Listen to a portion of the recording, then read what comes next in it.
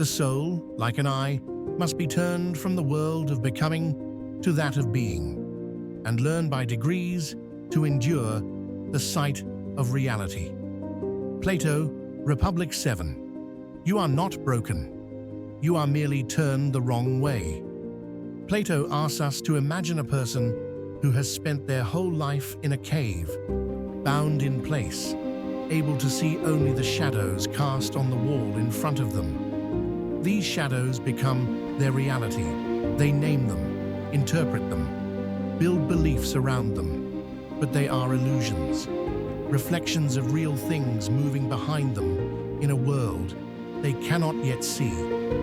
And then, one day, someone turns around, not physically, but with the soul. There's a strange comfort in our inner darkness. The habits we've worn smooth with repetition, the beliefs we inherited without examination, the coping mechanisms that shield us from pain, but also from truth.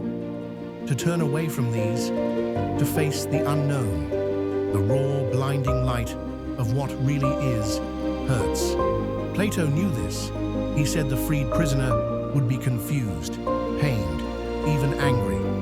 He wouldn't want to believe the world outside the cave was more real than the one he left behind. And yet, step by trembling step, the soul can learn to endure the light. The light, the sun, is the form of the good. It is the source of all truth and meaning. It is what makes things knowable and life worth living. To see the good, we must change the orientation of our soul. Not just what we look at, but how we look. We are not just meant to gather facts. We are meant to awaken to what is essential and eternal. This is not a journey of intellect alone. It is a conversion of the whole self, mind, heart, spirit. The most radical idea in Plato's cave is not that people are stuck, it's that they can turn, and you can turn today, not all at once, not without strain, but sincerely. You can stop measuring yourself by the shadows on the wall, the likes, the status, the noise. You can choose instead to turn your soul toward what is good, beautiful, and true. But how? Turning is a practice, not an event.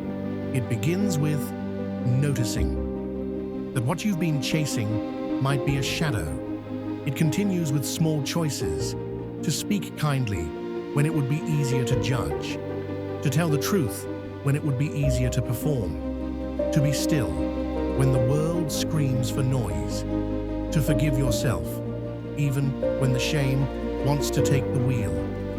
The ancient Greeks called this ascesis, a spiritual discipline. Modern psychologists call it values-based action. Both speak to the same truth.